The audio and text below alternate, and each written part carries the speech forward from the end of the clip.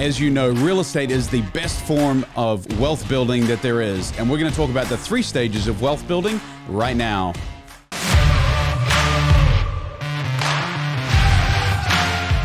On one of our YouTube clips recently, Mike reached out and asked a specific question. Let me read it to you. Mark, you mentioned that you use leverage to acquire houses. Do you ever recommend paying them off to get debt-free and increase your monthly cash flow?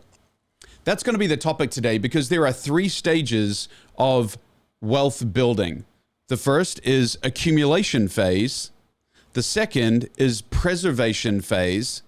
And then the third is distribution phase. But before we get specifically into wealth building, let me first just talk about income. Obviously, you need income to eventually build wealth. So typically from the age of 20 to 30, we're really focused on our vocation. We're focused on getting that big income built up that you can start deferring and building wealth with. So the wealth building phase really for most starts at the age of 30. By the age of 30, you've established a business career, you've established some steady income, you've put some money in savings for obviously emergency purposes, and now you can really focus on either investing in the stock market or investing in real estate. As we talk about here at SBD Housing, we believe that real estate provides the best wealth building strategy out there. So from age 30 to 60, you're in the accumulation phase. And in the accumulation phase, we reference scaling with leverage and then powering down debt. What does that mean? That means that from age 30 through 60, as you go to accumulate assets, you should be using leverage either with local banks or Fannie Mae fixed conforming loans to leverage to the tune of 75 to 80% to be able to scale up and buy as many assets as you can in the accumulation phase before you start powering down that debt. Now let's talk about phase 2, which is the preservation phase. In this phase, which is typically from somewhere around 55 or 60 years old up until you want to start actually using the cash flow, which is around 70 or 75 years old, you're really talking about dialing in your properties. That normally involves taking a really strong look at the properties in question, maybe weaning off a few and 1031 exchanging into a better performing asset.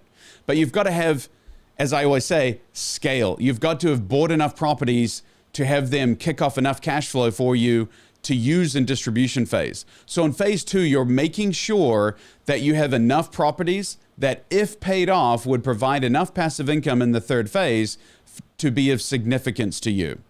Let's take Kansas City as an example. In Kansas City, you're going to generate around $1,000 per month of positive cash flow for each property once it's paid off. So by definition, if you want to have $20,000 a month of passive income in retirement from your real estate portfolio, you'll need somewhere around 20 houses fully paid off to get to that number. So in the accumulation phase, you should be focused on building up 20 assets. And then in stage 2 of that preservation phase, you should be focused on powering down that debt to get to the point where you can start pulling it out in phase 3. Okay, phase 3, the distribution phase. That's the most fun of all, right? It's when we can actually use the cash flow from these assets. For clarification, I think one of the biggest misnomers of real estate is the belief that a fully leveraged asset will actually provide enough cash flow to live on. Remember, most assets that are leveraged to 80% only cash flow around $200 to $300 a month. So that's really not enough to live on.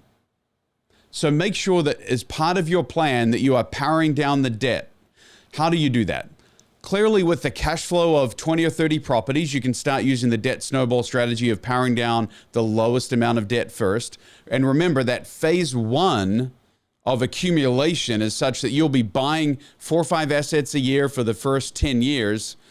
And then you'll start powering down debt. Or even if you only want to get to 25 assets, you've got 25 assets in the first 5 years and then starting to snowball in that preservation phase of phase 2. So now you've got the distribution phase where you've got a bunch of assets that are fully paid off and you can actually start receiving the cash flow from those assets. However, the other thing you can do in the distribution phase is you can look at your portfolio and say, hey, look, now over 20 years, I've actually doubled my portfolio's value. So the strength of having a large portfolio is that not only will the tenants be paying that debt over time, but it will also double in value. So your equity is obviously earned over time. I always say equity is earned over time, not bought. So you can't buy equity up front, but you can over time have the tenants pay down your debt and have your portfolio double in value. So now you've got the significant amount of money sitting there, debt equity effectively, that you can recycle.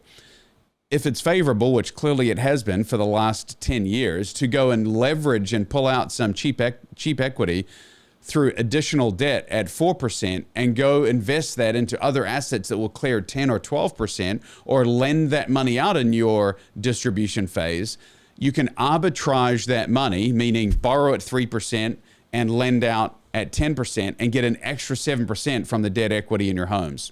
Some fun things to do in phase 3 of the distribution phase.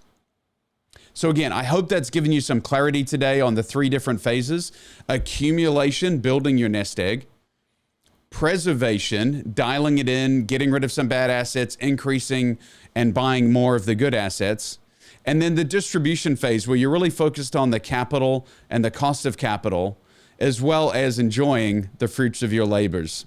One more time, I want to give Mike a shout out on YouTube for bringing this topic to light. I know that it's garnered more traffic, and so thank you for that. Remember, if you're watching on YouTube, remember to subscribe, hit the like button, and let us know any questions below that you may have with any of the content that we're inspiring you with today.